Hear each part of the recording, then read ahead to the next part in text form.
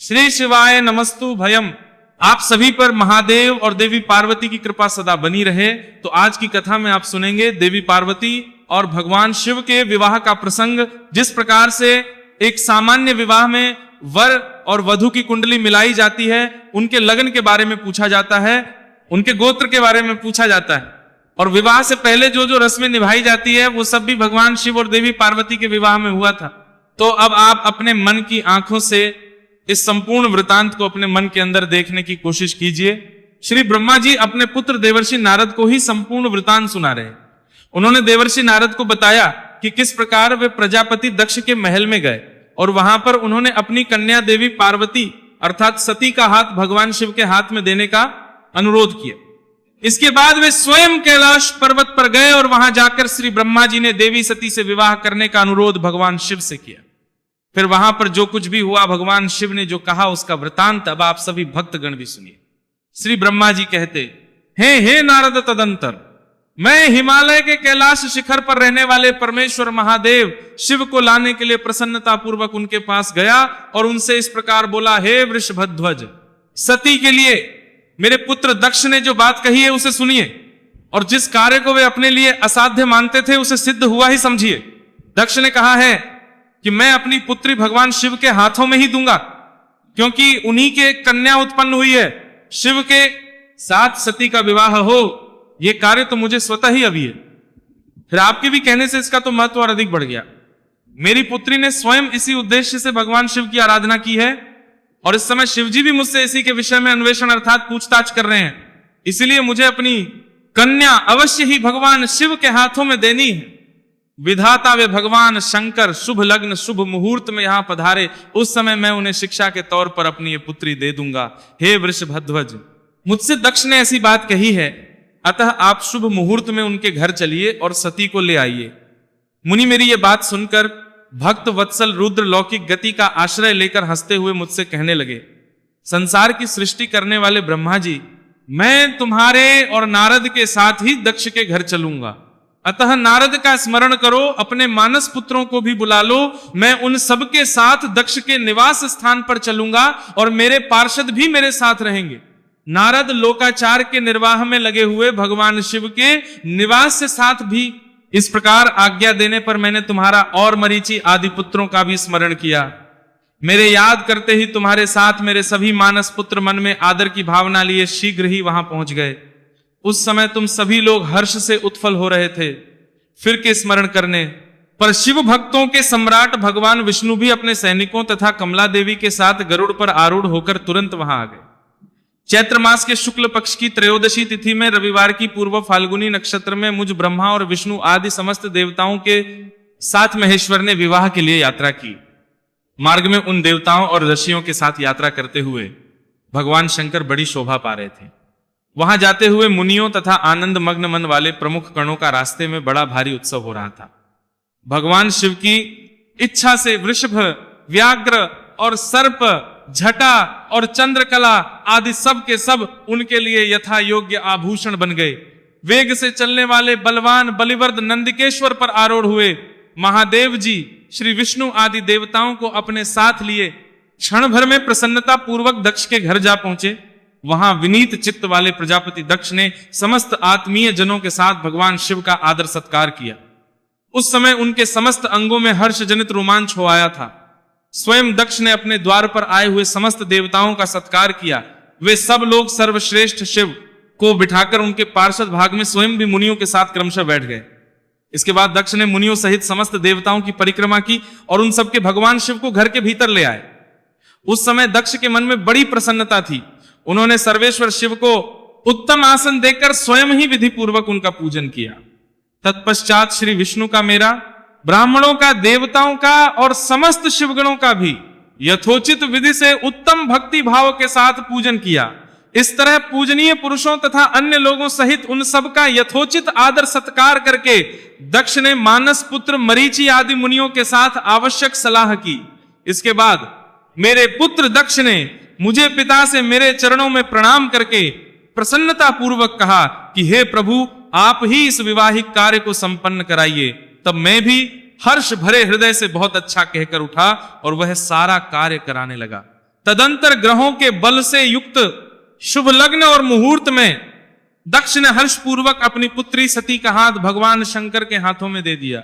उस समय हर्ष से भरे हुए भगवान वृषभध्वज ने भी विधि से सुंदर दक्ष कन्या का पानी ग्रहण किया।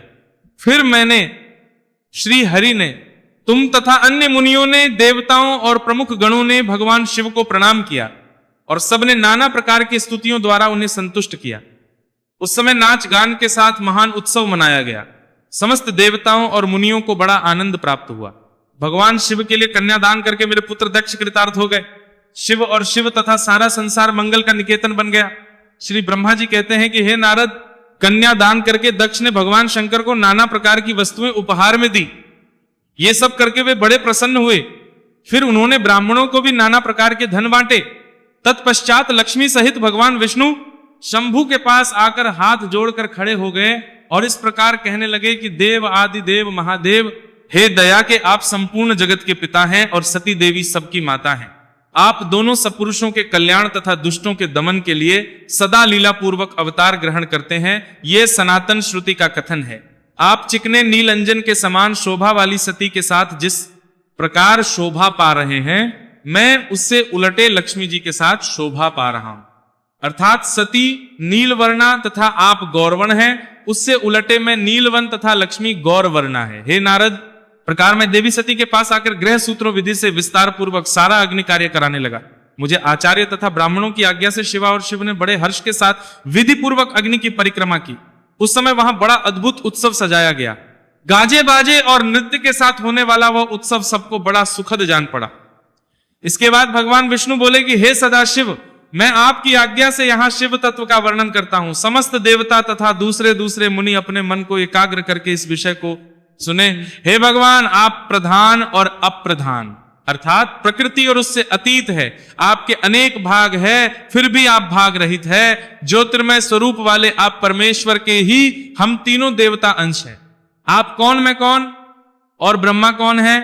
आप परमात्मा। ये तीन अंश हैं जो सृष्टि, पालन और संहार करने के कारण एक दूसरे से भिन्न भिन्न प्रतीत होते हैं।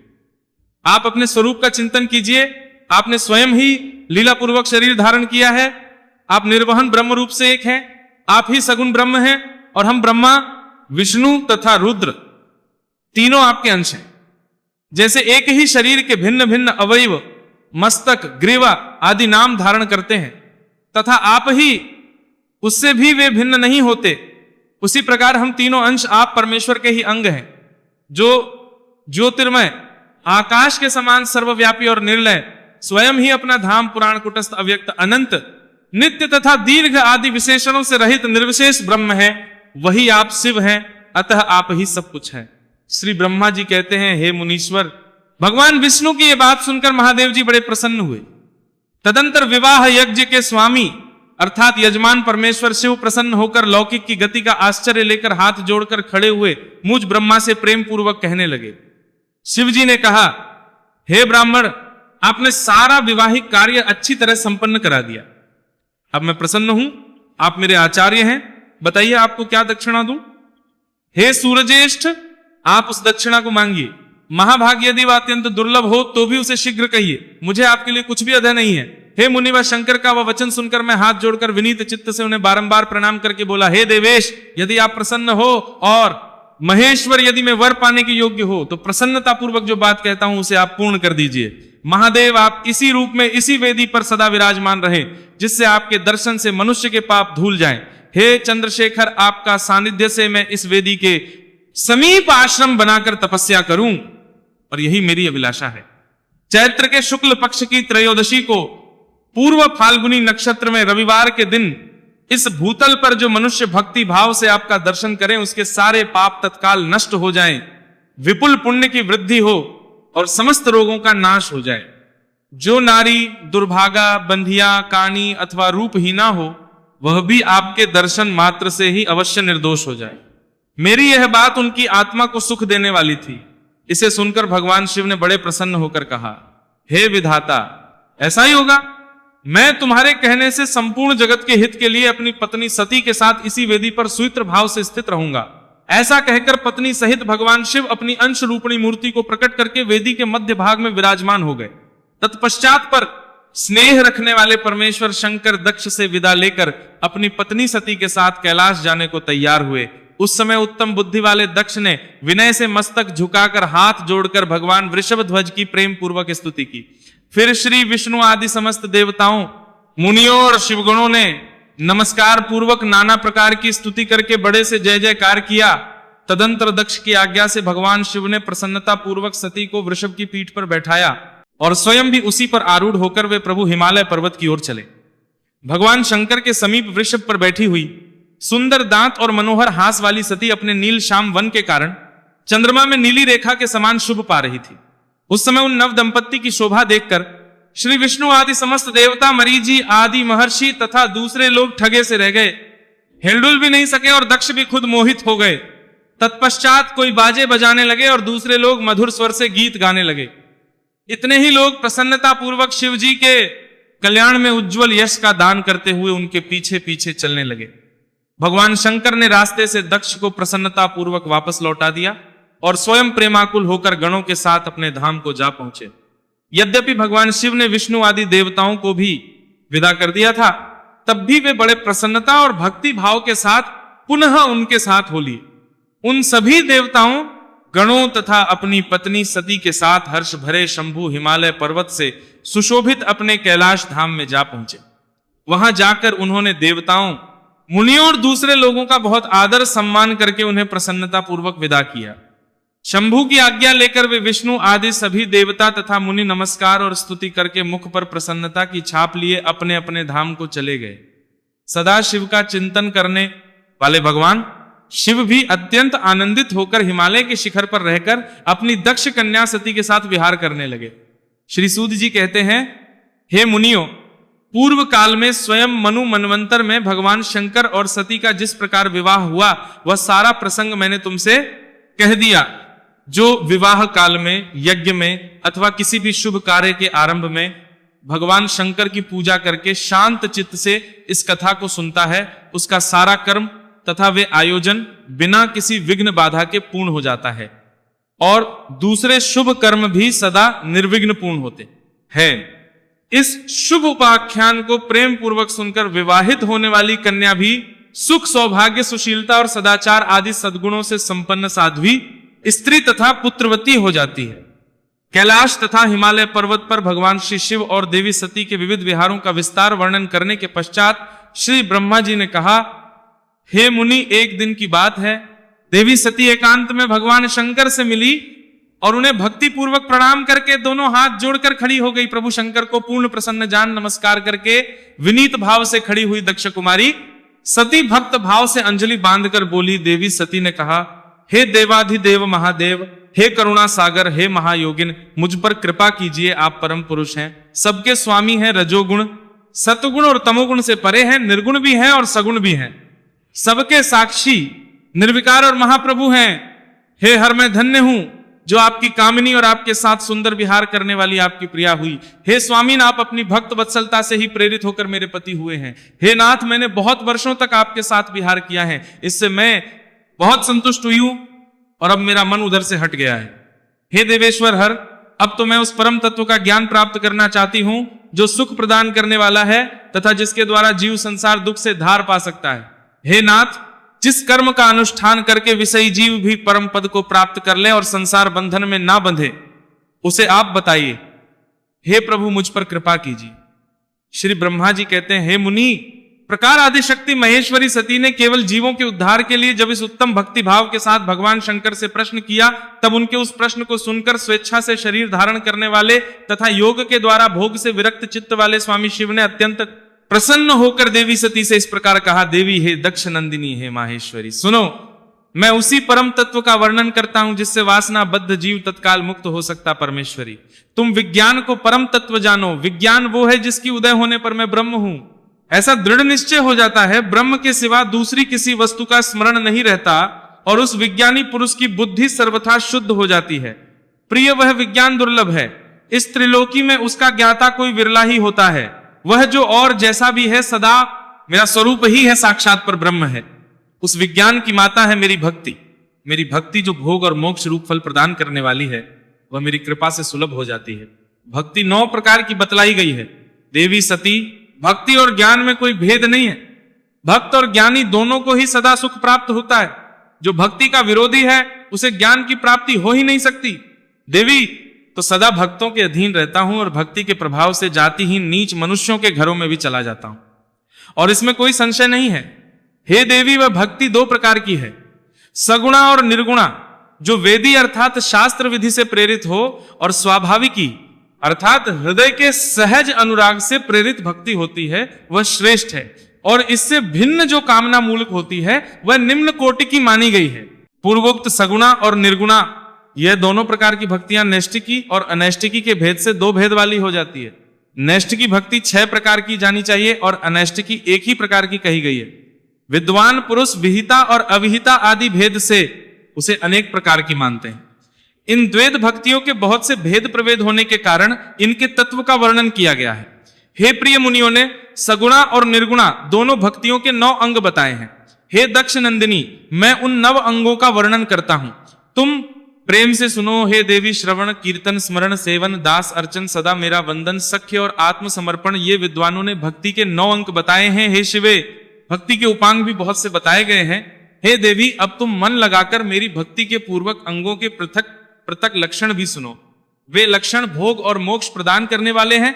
जो स्थिर आसन से बैठकर तन, मन आदि से मेरी कथा, कीर्तन आदि का नित्य सम्मान करता हुआ प्रसन्नता पूर्वक अपने श्रवण पुटों से उसके अमृतोपम रस का पान करता है, उसके इस साधन को श्रवण कहते हैं अर्थात सुनना कहते हैं। और जो हृदय आकाश के द्वारा जन्म कर्मों का चिंतन करता हुआ प्रेम से वाणी द्वारा उसका उच्च स्वर से उच्चारण करता है, उसके इस भजन साधन को कीर्तन कहते हैं। देवी, मुझे नित्य महेश्वर को सदा और सर्वत्र व्यापक जानकार, जो संसार में निरंतर निर्भय रहता है, उसी को स्मरण कहा गया है।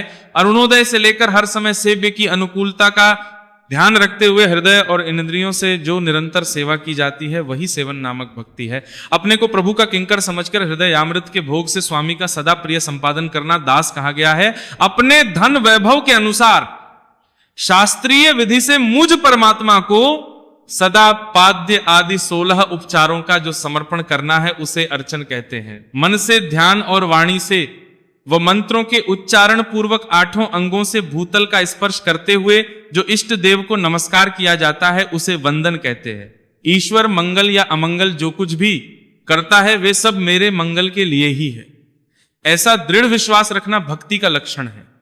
देह आदि जो कुछ भी अपनी कही जाने वाली वस्तु है, वह सब भगवान की प्रसन्नता के लिए, उन्हीं को समर्पित करके अपने निर्वाह के लिए भी कुछ बचाकर ना रखना अथवा निर्वाह की चिंता से भी रहित हो जाना आत्मसमर्पण कहलाता है। ये मेरी भक्ति के 9 अंग है जो भोग और मोक्ष प्रदान करने वाले हैं। इनसे ज्ञान का प्राकट्य होता है और ये सब साधन मुझे अत्यंत प्रिय है। मेरी भक्ति के बहुत से उपांग भी कहे गए हैं, जैसे बिल्व आदि का सेवन आदि, इनको विचार से समझ लेना चाहिए प्रिय। इस प्रकार मेरी सांगोपांग भक्ति सबसे उत्तम है। ये ज्ञान वैराग्य की जननी है और मुक्ति इसकी है। ये सदा सभी साधनों से ऊपर विराजमान है। इसके द्वारा संपूर्ण कर्मों के फल की प्राप्ति होती है और ये भक्ति मुझे सदा तुम्हारे सामान ही प्रिय है। जिसके चित्त में नित्य निरंतर ये भक्ति निवास करती है, वे साधक मुझे अत्यंत प्यारा है। हे देवेश्वरी, तीनों लोकों और चारों युगों में भक्ति के समान दूसरा कोई सुखदायक मार्ग नहीं है कलयुग में, तो ये विशेष सुखद और जनक है। हे देवी, कलयुग में प्रायः ज्ञान और वैराग्य के कोई ग्राहक नहीं है, इसीलिए वे दोनों वृद्ध, उत्साह शून्य और जर्जर हो गए हैं। परंतु भक्ति कलयुग में तथा अन्य सब युगों में भी प्रत्यक्ष फल देने वाली है। भक्ति के प्रभाव से मैं सदा उसके वश में रहता हूं, इसमें कोई संशय नहीं है। संसार में जो भक्तिमान पुरुष है, उसकी मैं सदा सहायता करता हूं, उसके सारे विघ्नों को दूर करता हूं। उस भक्त का जो शत्रु होता है, वह मेरे लिए दंडनीय है और इसमें कोई संशय नहीं। देवी, मैं अपने भक्तों का रक्षक हूं। भक्त की रक्षा करने के लिए ही मैंने कुपित होकर अपने नेत्र जनित अग्नि से काल को भी कर डाला था। प्रिय कर संशय नहीं, काल को भी कर डाला था। भक्त के लिए मैं पूर्व काल में सूर्य पर भी अत्यंत क्रोध हो उठा था और शूल लेकर मैंने उन्हें मार भगाया था। देवी, भक्त के लिए मैंने सैन्य सहित रावण को भी क्रोध पूर्वक त्याग दिया और उसके प्रति कोई भी नहीं किया। हे सती, हे देवेश्वरी, बहुत कहने से क्या लाभ। मैं तो सदा ही भक्त के अधीन रहता हूं और भक्ति करने वाले पुरुष के अत्यंत वश में हो जाता हूं। श्री ब्रह्मा जी कहते हैं, हे नारद, इस प्रकार भक्त का महत्व सुनकर दक्ष कन्या सती को बड़ा हर्ष हुआ। उन्होंने अत्यंत प्रसन्नता पूर्वक भगवान शिव को मन ही मन प्रणाम किया। हे मुनि, सती देवी ने पुनः भक्ति कांड विषयक शास्त्र के विषय में भक्ति पूर्वक पूछा उन्होंने कि जो लोक में सुखदायक तथा जीवों के उद्धार के साधनों का प्रतिपादक है वह शास्त्र कौन सा है? उन्होंने यंत्र, मंत्र, शास्त्र, उसके महात्म्य तथा अन्य जीवोद्धारक धर्ममय साधनों के विषय में विशेष रूप से जानने की इच्छा प्रकट की। सती के इस प्रश्न को सुनकर शंकर जी के मन में बड़ी प्रसन्नता हुई। उन्होंने जीवों के उद्धार के लिए सभी शास्त्रों का प्रेम पूर्वक वर्णन महेश्वर ने 5 अंकों सहित तंत्र शास्त्र, यंत्र शास्त्र तथा भिन्न भिन्न देवेश्वरों की महिमा का वर्णन किया। हे मुनीश्वर, इतिहास कथा सहित उन देवताओं के भक्तों की महिमा का, वर्णाश्रम धर्मों का और राजधर्मों का भी निरूपण किया। पुत्र और स्त्री के धर्म की महिमा का, कभी नष्ट ना होने वाले वर्णाश्रम धर्म का और जीवों को सुख देने वाले वैदिक शास्त्र तथा ज्योतिष शास्त्र का भी वर्णन किया। महेश्वर ने कृपा करके उत्तम सामुद्रिक शास्त्र का तथा और भी बहुत से शास्त्रों का तत्वता वर्णन किया। इस प्रकार लोकोपकार करने के लिए सद्गुण संपन्न शरीर धारण करने वाले त्रिलोक सुखदायक और सर्वज्ञ सतीश शिव हिमालय के कैलाश शिखर पर तथा अन्य स्थानों में नाना प्रकार की लीलाएं करते थे। वे दोनों दंपति साक्षात ब्रह्म स्वरूप है। देवर्षि नारद बोले, हे ब्राह्मण, हे विधे, हे प्रजनाथ, हे महाप्राज्ञ, दयानिधि, आपने भगवान शंकर और देवी सती के मंगलकारी सुयश का श्रवण कराया है। अब इस समय पुनः प्रेम पूर्वक उनके उत्तम यश का वर्णन भी कीजिए। शिव दंपति ने वहां रहकर कौन सा चरित्र किया था? तब श्री ब्रह्मा जी कहने लगे, हे मुनि, तुम मुझसे सती और शिव जी के चरित्र का प्रेम से वे दोनों दंपति वह लौकिकी गति का आश्रय लेकर नित्य निरंतर क्रीड़ा किया करते थे। तदंतर महादेवी सती को अपने पति शंकर का वियोग प्राप्त हुआ। ऐसा कुछ श्रेष्ठ बुद्धिमान वाले विद्वानों का कथन है, परंतु हे मुनि, वास्तव में उन दोनों का परस्पर वियोग कैसे हो सकता है? क्योंकि वे दोनों वाणी और अर्थ के समान एक दूसरे से सदा मिले जुले हैं। शक्ति और शक्ति है तथा चित्त स्वरूप है, फिर भी उनमें लीला विषय गुरुजी होने के कारण वे सब कुछ संगठित हो सकता है। सती और शिव यद्यपि ईश्वर है, तब भी लौकिक रीति का अनुसरण करके वे जो जो लीलाएं करते हैं वे सब संभव है। दक्ष कन्या सती ने जब देखा कि मेरे पति ने मुझे त्याग दिया है, तब वे अपने पिता दक्ष के यज्ञ में गई और वहां भगवान शंकर का अनादर उन्होंने अपने शरीर को त्याग दिया। वे ही सती पुनः हिमालय के घर पार्वती के नाम से प्रकट हुई और बड़ी भारी तपस्या करके उन्होंने विवाह के द्वारा पुनः भगवान शिव को प्राप्त कर लिया। श्री सूत जी कहते हैं, हे महर्षियों, ब्रह्मा जी की ये बात सुनकर नारद जी ने विधाता से शिवा और शिव के महान यश के विषय में इस प्रकार पूछा। देवर्षि नारद बोले, हे महाभाग विष्णु शिष्य, हे विधाता, आप मुझे और शिव के भाव तथा आचार से संबंध रखने वाले उनके चरित्र को विस्तार पूर्वक सुनाइए। हे तात, भगवान शंकर ने अपने प्राणों से भी प्यारी धर्मपत्नी सती का किस लिए त्याग किया?